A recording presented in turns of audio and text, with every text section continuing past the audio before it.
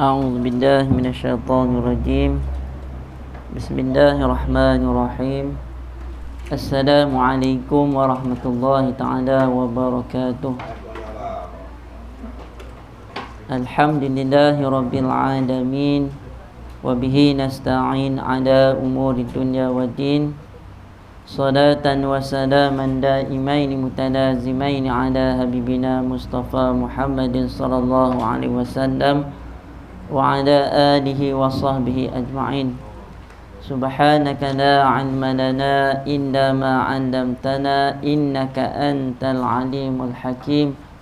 رب اشرح لي صدري ويسر لي أمري واحلل عقدة من لساني يفقهوا قولي ولا حول ولا قوة إلا بالله العلي العظيم. أما بعد. قال الله تعالى: أعوذ بالله من الشيطان الرجيم. يا أيها الذين آمنوا كتب عليكم الصيام كما كتب على الذين من قبلكم لعلكم تتقون. صدق الله العظيم. Yang Maha pengurusi surau An-Nasriyah, pada seluruh jawatan kuasa, tuan-tuan, puan-puan, ibu-ibu, ayah-ayah, dan seluruh hadirin hadirat yang dirahmati lagi dikasihi oleh Allah Subhanahu wa taala. Alhamdulillah, syukur kepada Allah Subhanahu wa taala dengan diberikan kesempatan dan juga dengan ruang kepada kita untuk sama-sama kita hadir di surau ini melaksanakan solat secara berjemaah, dan juga bersama-sama kita bagi mengikuti kuliah subuh pada pagi ini. Mudah-mudahan dengan keberadaan kita pada pagi ini akan dicatat oleh para malaikat dan dikira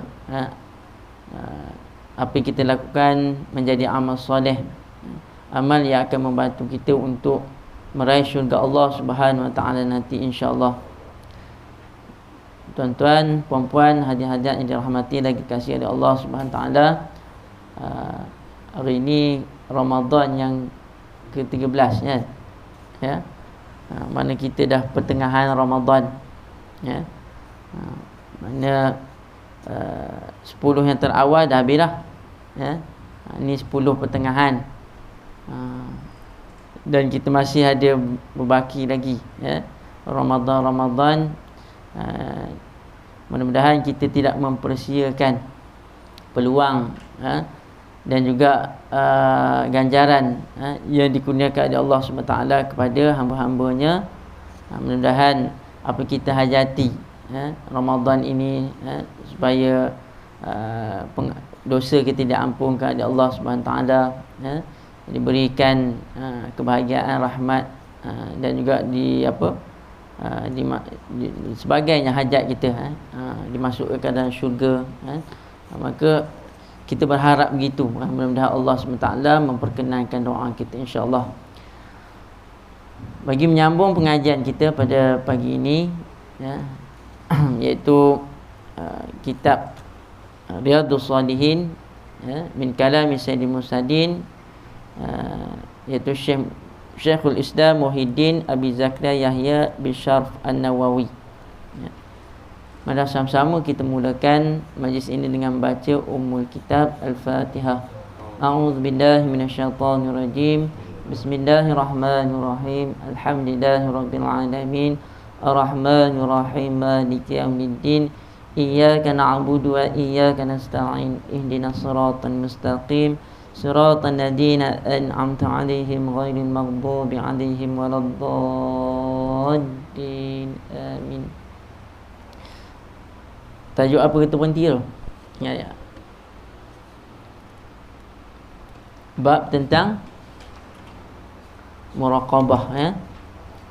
Bab tentang muraqabah, iaitu kita merasai ya, bahwasanya Allah Subhanahu wa taala memperhatikan ataupun mengawasi kita sebagai hamba Allah Ta'ala.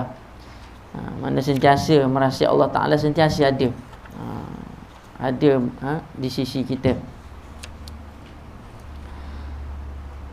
Jadi hadis yang akan kita baca pada pagi ini iaitu hadis yang keempat. Hadis yang keempat.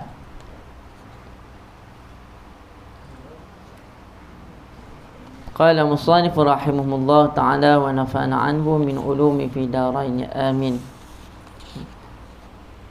An haddatsana an Anasin radhiyallahu anhu qala innakum la ta'lamuna a'malan hiya adaqu fi a'yunikum minasy-sya' kunna na'udduha ala ahdi Rasulillah sallallahu alaihi wasallam minal mubiqati, rawahul Bukhari.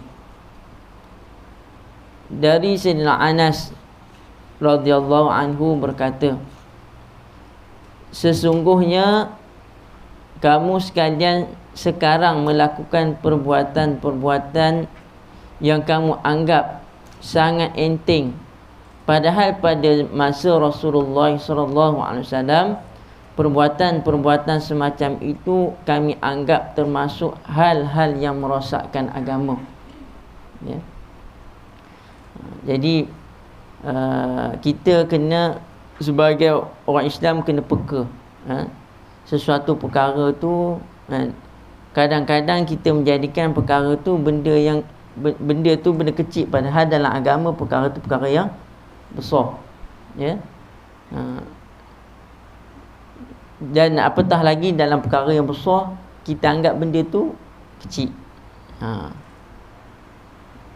Dan perkara yang kecil jangan kita pandang benda tu kecil, tak apa, kecil kan, kecil je.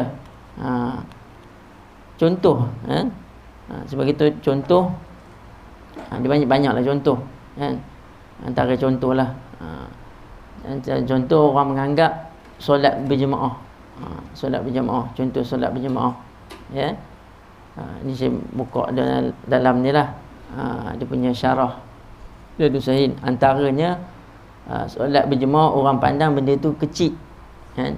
Benda tu tak apalah, solat berjemaah, solat di rumah boleh kan. Kalau tak semayang jemaah, solat seorang-seorang di rumah boleh, ya. Ataupun orang kata solat di rumah pun okey, boleh juga kan. Tetapi solat jemaah dia ada banyak kelebihan, ya. Bukan hanya kita katakan darjat tu 27 kali ganda, dia punya pahala dia, ya. Sebagaimana hadis yang masyhur 27 pahala solat berjemaah, ya. Tetapi dia banyak kelebihan yang lain, ya. Orang yang biasa berjemaah kan, dia akan rasa lain apabila dia tidak dapat solat berjemaah. Ya. Sedangkan pada zaman Nabi SAW kan, ini perbezaan. Pada zaman Nabi SAW, orang yang tak berjemaah sembahyang orang yang tak pergi sembahyang jemaah ni dua golongan je kan. Dua golongan je orang yang tak pergi sembahyang berjemaah. Satu golongan orang yang ada keuzuran, sakit, sakit, ya. Yang keduanya orang munafik. Orang sakit ni kalau dia ada sakit memang dia tak pergi. Sakit, maknanya sakit tak boleh lah dia nak berjalan susah apa kan. Jadi dia boleh semayang di rumah. Tapi kalau orang yang sihat, sihat pada zaman Nabi pergi kan. Sekalipun kalau hadis Nabi sebut, sekalipun seorang itu merangkak nak dapat fadilat semayang subuh dengan semayang isyak, sekalipun seorang tu dalam keadaan merangkak, tu maknanya dia gagah juga untuk pergi untuk mendapatkan berjemaah, ya. Jadi dua golongan. Itu sebab sekarang ni kempen baguslah kempen, orang buat kempen apa, kempen solat subuh macam solat Jumaat. Tu baguslah buat kempen. Sebab nak kembalikan kepada zaman sebagaimana zaman Rasulullah, zaman sahabat dulu, begitu. Ya. Dan juga kadang-kadang manusia menganggap perkara yang besar tu kecil. Contohnya kita kata isu kita baru ni, isu kan? Kita di Malaysia isu kalimah Allah kan? Isu kalimah Allah, tulisan Allah tu diletakkan di stokin kan? Kemudian adalah pihak pihak yang pasar raya tu, kemat tu kan? Mohon maaf atas kesilapan maknanya tak terpantau ke macam mana ya. Benda tu dah terlepas, benda tu dah jadi kan. Kita kata adakah perkara tersebut hanya sekadar minta maaf. Orang kata dia dah minta maaf dah, okey dia tu dah minta maaf kan. Kiranya maafkanlah kan, settle lah masalah. Kita tak, benda tu dia anggap sebagai perkara yang mudah kan? Bermudah sangat kan? Sedangkan orang tu itu pandangan mereka kan? Tapi kita pandang orang Islam macam mana? Hati kita sakit ya? Agama kita macam mana ya? Jadi esok buat isu lagi kan? Itu nak rasa kita ni apa?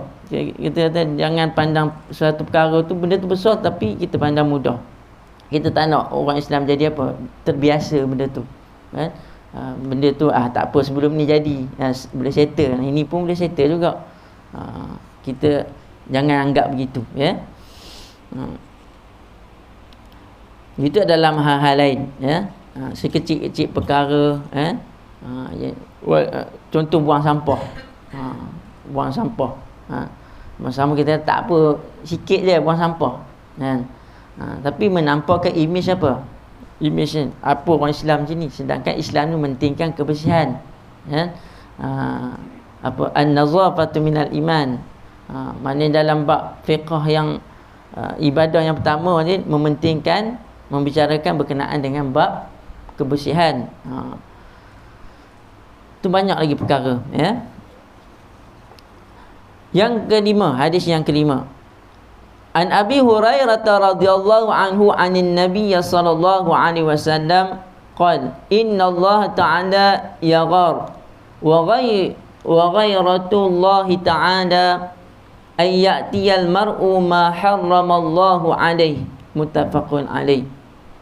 Dari Abu Hurairah radhiyallahu anhu, dari Nabi sallallahu alaihi wasallam, beliau bersabda, sesungguhnya Allah Ta'ala itu cemburu, dan cemburunya Allah Ta'ala iaitu apabila ada seseorang yang melakukan perbuatan-perbuatan yang diharamkan oleh Allah Subhanahu Wa Ta'ala. Riwayat Bukhari dan Muslim ya.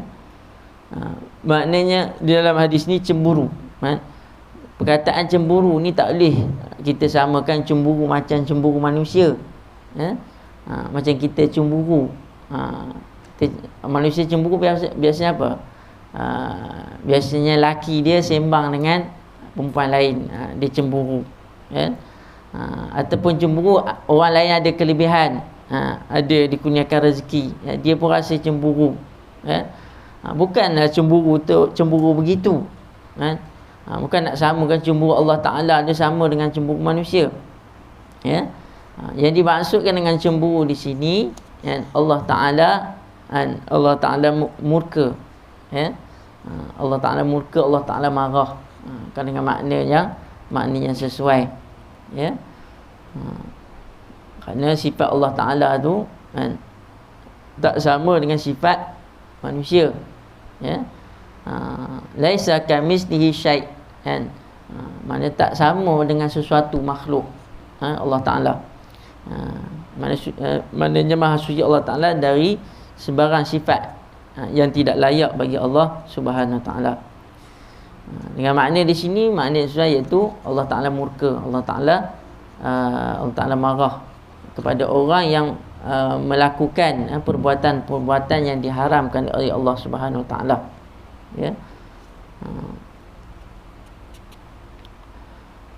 Yang keenam, an Abi Hurairah radhiyallahu anhu annahu sami'a an-nabiy sallallahu alaihi wasallam yaqul inna salasatan min bani Israil abrasa wa aqra'a wa a'ma. Aradallahu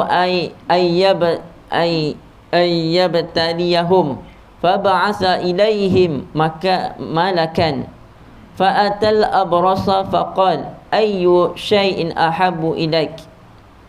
Qala launun hasanun wal jiddun wa hasanun wa yadhhabu anil ladhi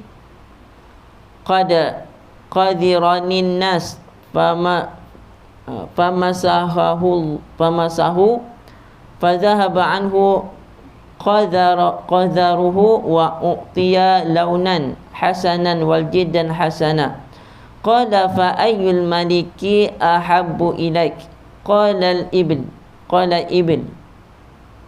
aw qala al-baqar syakarawi fa u'tiya naqatan ushara faqala barakallahu laka fiha fa atal aqra'a faqala ayyu syai'in ahabbu ilaik. Qala sya'run hasan wa yazhabu anni hadha alladhi qadirani an-nas famasahu fadhahaba anhu wa u'tiya sya'ran hasana qala fa ayyul mali ahabbu ilaik. Qala al-baqar fa u'tiya baqaratan hamilan wa qala wa barakallahu laka fima fa'atal a'ma. Faqala ayyu syai'in ahabbu ilaik. Qala yarudda Allah ilayya basari fa ubsiran nas famasahu faradallahu ilayya basara. Qala fa ayyul mali ahabbu ilaik. Qala al-ghanam fa u'tiya syatan walidan fa antaja hadzani walada hadha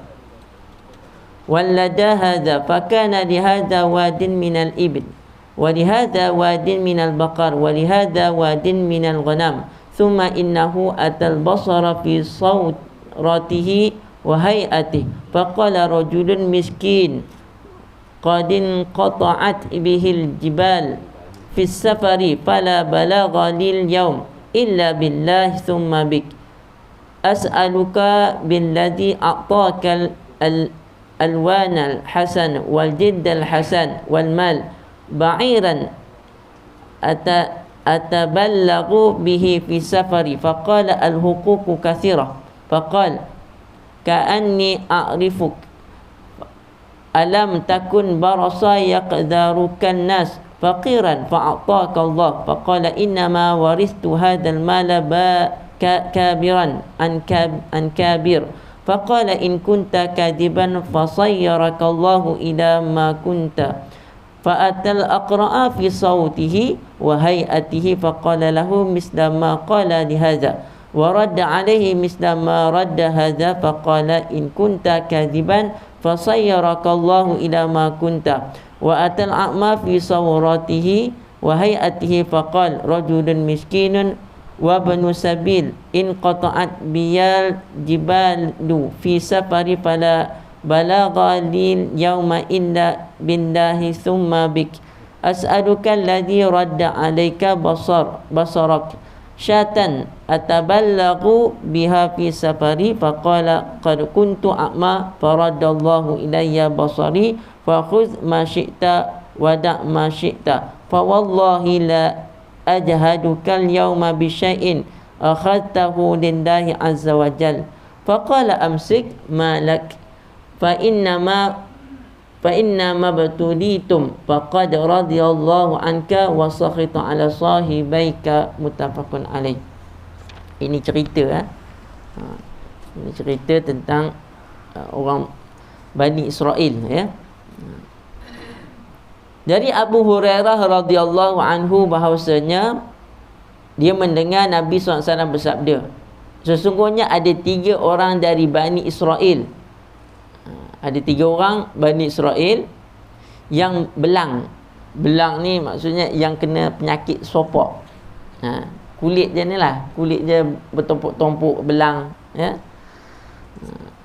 Dalam terjemahan lain sopok Penyakit sopak. Sopak ni tahu sopak. Dia bertumpuk-tumpuk putih. Ya. Yang kemudian botak. Yang keduanya botak, kepala dia botak. Dan yang ketiganya buta. Buta matanya. Bukan buta hati, buta mata. Allah bermaksud untuk menguji mereka, maka Allah mengutus malaikat kepada mereka. Allah Ta'ala nak uji ketiga-tiga orang ni. Allah Ta'ala hantar malaikat.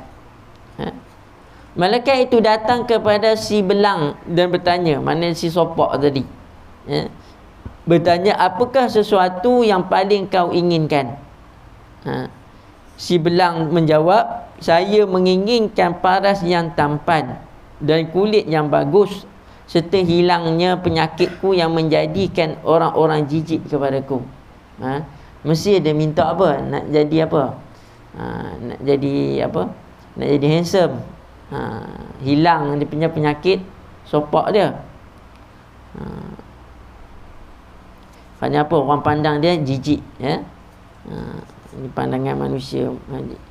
Malaikat itu melantas mengusap si belang, maka hilanglah penyakit yang menjijikkan itu, serta ia diberi paras yang tampan dan kulit yang bagus. Maka sembuh dia daripada penyakit sopak elok. Malaikat itu bertanya lagi, harta apakah yang paling kau senangi? Dia bukan hanya penyakitnya, tapi dia ni miskin. Ketiga-tiga orang ni mereka ada masalah mereka. Ada masalah mereka, dan mereka ni diuji dengan kemiskinan. Malaikat bertanya kepada orang yang tadi, orang yang belang tadi, harta apakah yang paling kau senangi? Si belang menjawab, unta. Dia nak unta, ya? Atau ada yang mengatakan sapi. Ada mana riwayat mengatakan syak. Syak ni maknanya perawi ni syak, sama ada unta ataupun sapi. Sapi ni lembu, ya? Kemudian ia diberi unta yang sedang bunting. Unta yang bunting ada anak lah, ya? 10 bulan. Bunting 10 bulan. Dan malaikat tadi berkata, semoga Allah memberi berkat atas rahmat yang kau terima. Kemudian malaikat itu datang kepada si botak dan bertanya, orang yang kedua, orang yang botak, apakah sesuatu yang paling kau inginkan? Si botak menjawab, rambut yang rapi dan hilangnya penyakitku ini yang menjadikan orang-orang jijik kepadaku. Tak tahu botak macam mana, rambut tak ada. Biasa botak ni rambut tak ada. Tak tahu dah sampai orang jijik dengan dia botak ni. Malaikat itu lantas mengusap si botak, usap kepala si botak, dan hilanglah penyakitnya itu, serta tumbuhlah rambut yang rapi. Elok rambutnya pula. Malaikat itu bertanya lagi, harta apakah yang paling kau senangi? Si botak menjawab, sapi. Mana lembu lah. Dia minta lembu. Kemudian ia diberi sapi yang sedang bunting. Dan malaikat tadi berkata, semoga memberi berkat atas rahmat yang kau terima. Kemudian malaikat itu datang kepada si buta, orang yang ketiga, dan bertanya, apakah sesuatu yang paling kau inginkan? Si buta menjawab, Allah mengembalikan penglihatanku sehingga saya dapat melihat orang. Malaikat itu lantas mengusap si buta dan Allah mengembalikan penglihatan kepada si buta. Kembali celik. Malaikat itu bertanya lagi, harta apakah yang paling kau senangi? Si buta menjawab, kambing. Kemudian ia diberi kambing yang sedang bunting. Lama kelamaan unta, sapi, kambing berkembang biak dan akhirnya unta itu memenuhi satu lapangan. Maknanya kalau kata padang tu kosong, kan, bila dah ada unta tu, beranak unta biak, penuh padang tu. Maknanya dah banyaklah berkembang harta, ya. Lama kelamaan unta, sapi dan kambing berkembang biak. Akhirnya unta itu memenuhi satu lapangan. Begitu pula sapi dan kambing itu memenuhi satu lapangan pula. Bukannya bercampur kambing lembu tu, ini lain-lain tuan. Lain-lain tuan, berkembang di padang masing-masing. Ya. Kemudian malaikat tadi datang kepada si belang, si sopak tadi, dengan menyerupai orang yang berpenyakit belang, seperti keadaan si belang waktu itu. Maknanya malaikat menyamar sebagai orang yang ada penyakit sopak, datang kepada lelaki yang pertama tadi. Dan berkata, saya adalah orang miskin. Saya telah kehabisan bekal di tengah-tengah perjalanan ini, dan sampai hari ini tidak ada yang mahu memberi pertolongan kepada saya kecuali Allah. Kemudian mudah-mudahan kamu mahu memberi pertolongan. Saya benar-benar minta pertolongan kepadamu dengan menyebut zat yang telah memberi engkau paras yang tampan dan kulit yang halus serta harta kekayaan, iaitu saya minta seekor unta untuk bekal di dalam perjalanan selanjutnya, melanjutkan perjalanan saya. Maknanya dimintalah unta. Saya ni miskin, dia lah sakit miskin, mintalah bantu saya, berikan unta kepada saya. Apa jawab si belang, si sopak tadi? Hak-hak yang harus saya berikan masih banyak. Saya tidak bisa membekali apa-apa. Dia kata apa? Saya ni banyak tanggungan saya. Banyak lagi yang kata nak kena apa? Nak kena bantu orang. Takkanlah saya nak bantu kamu, kan? Mana dia menolak permintaan orang tu tadi, ya. Malaikat itu berkata, kalau tidak salah, saya pernah kenal dengan kamu. Bukankah kamu dulu orang yang mempunyai sakit belang yang orang lain sama jijik kepadamu? Dan bukankah kamu dulu orang yang miskin, kemudian Allah memberi rahmat kepadamu? Si belang berkata, sesungguhnya saya mempunyai harta kekayaan ini adalah dari nenek moyang. Ditipu, padanya padanya Allah Ta'ala anugerah, maknanya bagi unta dengan unta yang bunting, sehingga membiak. Maka dia tipu, dia kata, daripada harta nenek moyang dia. Malaikat itu berkata, jika kamu berdusta, semoga Allah menjadikan kamu seperti keadaanmu semula. Bila dia tipu, maka dia kembali kepada miskin balik, kembali kepada sopak balik. Siapa suruh menipu? Orang minta seekor, apa sangatlah seekor, kan? Ini nak uji, tengok harta sama ada dia bersyukur ataupun tidak. Kemudian malaikat itu datang kepada si botak dengan menyerupai orang yang berpenyakit botak, seperti keadaan si botak waktu itu, dan berkata seperti apa yang dikatakan kepada si belang. Si botak juga menjawab seperti jawapan si belang. Kemudian malaikat itu berkata, jika kamu berdusta, semoga Allah menjadikan kamu seperti keadaanmu semula. Yang kedua ni, si botak juga menipu, tak mau tolong juga. Bila Allah Ta'ala kembalikan kepada dia seperti dulu, botak balik rambutnya. Kemudian hilang nikmat lembu tadi, jadi miskin. Malaikat tadi terus ke tempat si buta dengan menyerupai orang yang buta seperti keadaan si buta waktu itu, dan berkata, saya adalah seorang miskin. Saya telah kehabisan bekal di tengah-tengah perjalanan ini, dan sampai hari ini tidak ada yang mahu memberi pertolongan kepada saya kecuali Allah. Kemudian mudah-mudahan kamu mahu memberi pertolongan. Saya benar-benar minta pertolongan kepadamu dengan menyebut zat yang telah mengembalikan penglihatanmu, iaitu saya minta 1 ekor kambing untuk bekal di dalam melanjutkan perjalanan saya. Si buta berkata, saya dulu adalah orang yang buta. Dia cerita dia dulu pun buta juga. kan? Dia ni yang ketiga ni orang yang tak lupa diri, ya. Kemudian Allah mengembalikan penglihatan saya, maka ambillah apa yang kau inginkan. Bukannya apa yang orang tu minta, apa yang kamu nak, kamu ambil lah.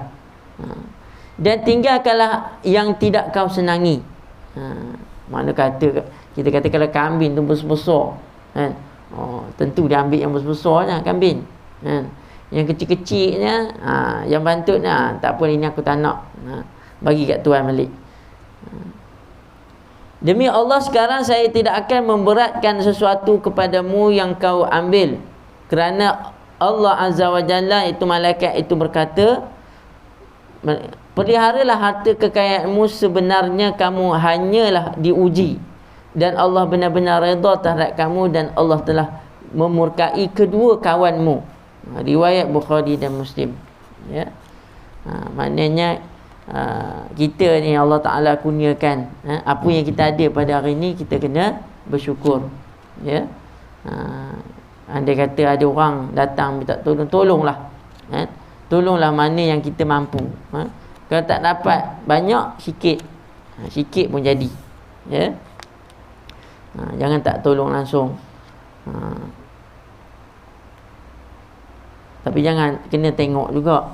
Sekarang ni zaman scammer, kan? Jangan zaman scammer, ya. Kena, kalau orang telefon tu susah nak percaya, kan? Susah nak percaya. Tapi orang yang, kalau orang yang kita kenal, orang tu susah, ya? Sama ada dia minta tolong ataupun dia tak minta tolong, kita bantu, boleh bantu, ya. Apa-apa saja keperluan orang Islam, maslahah muslimin, kan? Kita bantu.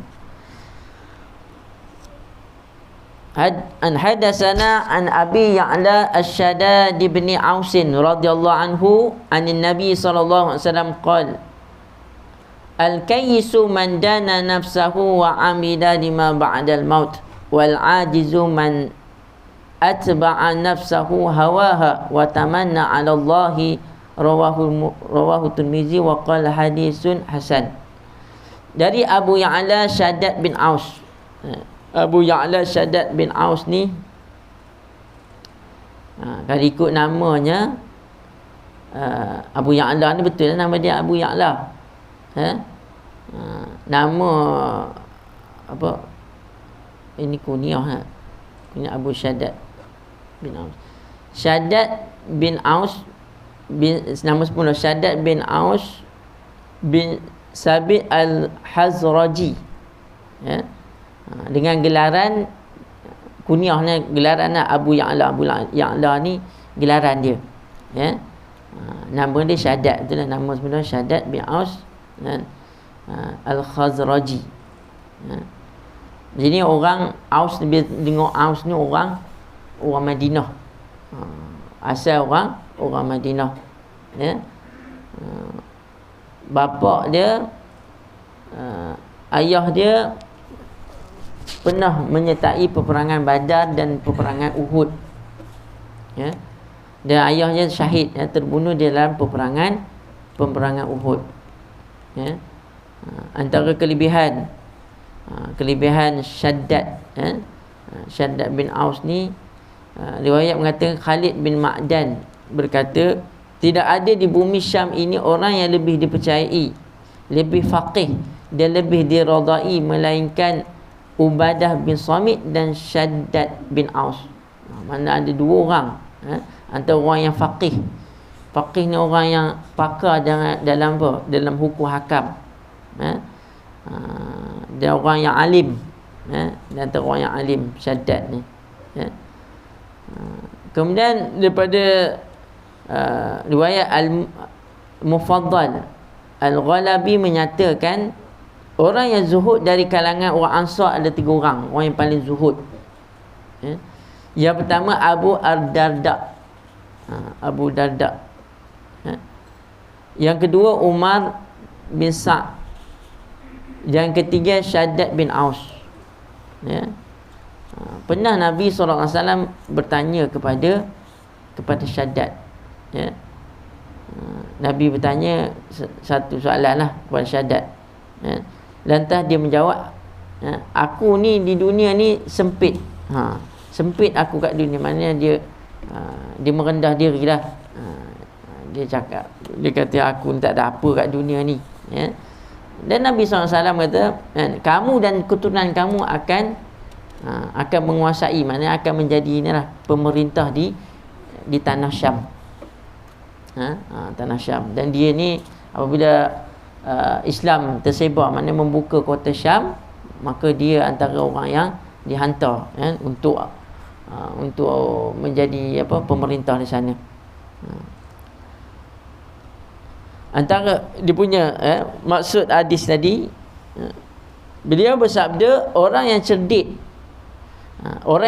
iaitu orang yang selalu menjaga dirinya dan beramal untuk bekal nanti sesudah mati.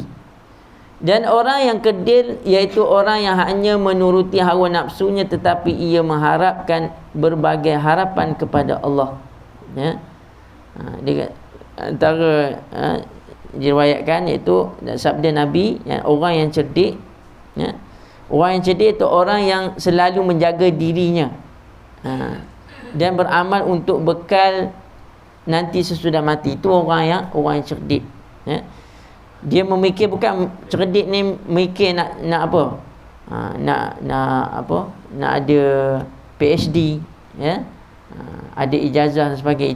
Itu nak mencari ilmu, nak mencari tempat dalam masyarakat.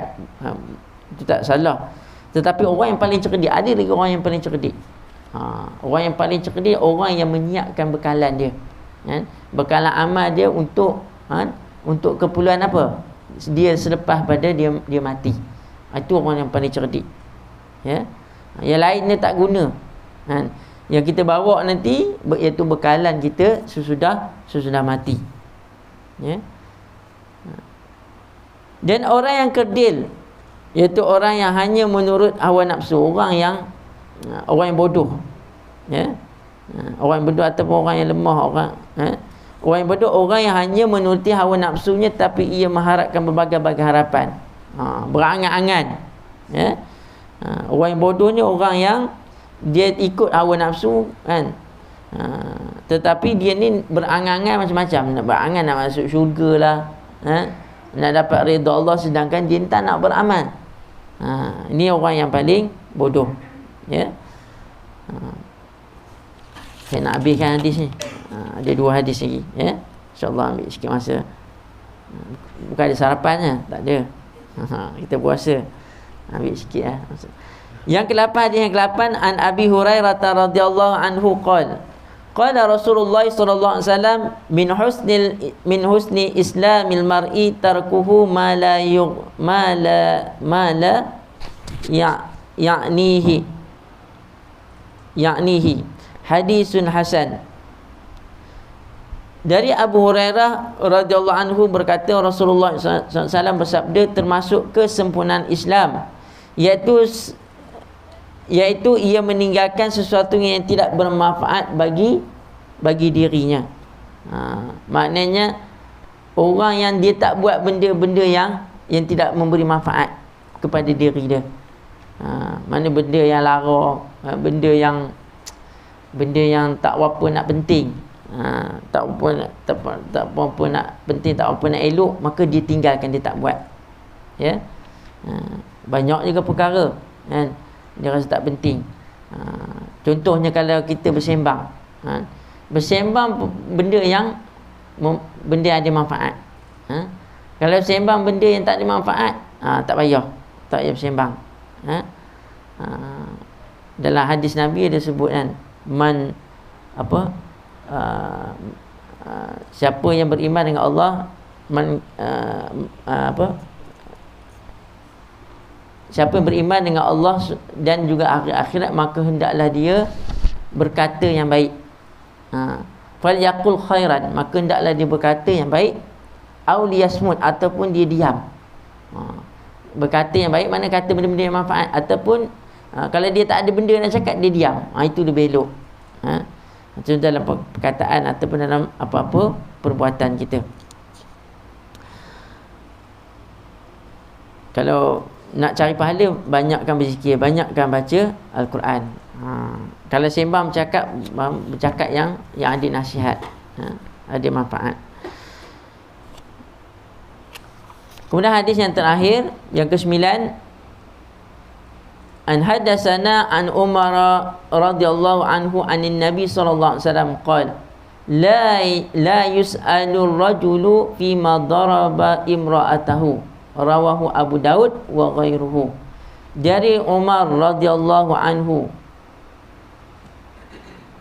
Nabi SAW beliau bersabda, seorang laki-laki tidak akan ditanya tentang kenapa ia memukul isterinya. Ya. Jadi secara umumnya, maka orang lelaki ni dia dibebani dengan tanggungjawab, dengan amanah. Maka dia tidak akan terlepas daripada apa? Daripada amanah orang yang di bawah penjagaan dia. Kalau kata dia ada isteri, maka dia kena jagalah betul-betul. Bukan dia jaga diri dia, maka dia kena jaga isteri dia. Maknanya kena tegur. Kalau ada apa salah silap yang tak betul, kena tegur, kena betulkan. Kerana ada lelaki yang dia baik, dia baik, orangnya baik, tetapi dia tidak masuk syurga disebabkan tiga orang ni. Tiga orang ni. Yang pertamanya isteri dia. Sebab apa? Isteri dia tarik dia, tak boleh masuk syurga. Sebab masa kat dunia dia tak tegur isteri dia, dia tak larang, dia tak didik isteri dia. Itu amanah, tanggungjawab tu. Yang kedua, golongan yang keduanya, dia tak dapat masuk syurga sebab dia tak jaga anak perempuan dia. Dia tak jaga anak perempuan dia. Sama lah, dia tak tegur, dia tak jaga, dia tak larang. Kemudian yang ketiganya, apa ke lagi, iaitu ibu dia. Ibu dia, walaupun syurga itu di bawah tapak kaki ibu, tapi janganlah mana orang lelaki dia kena ada perkara-perkara yang dia kena tegur juga. Ada kala mak dia salah ke, kena tegur. Tak boleh kata tak apa, mak aku tak nak tegur, segan dan sebagainya.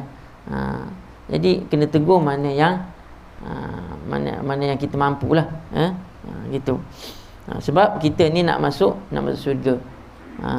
Jangan disebabkan apa ada, maknanya isteri, anak kita atau ibu kita yang menghalang kita untuk mendapat syurga Allah dan juga mendapat redha Allah Subhanahu Wa Taala. Jadi sekadar itu, insya-Allah, mudah-mudahan perkongsian pada pagi ini dapat sama-sama kita mengambil manfaat, dan mengambil pelajaran apa yang kita baca berkaitan dan dengan bab muraqabah.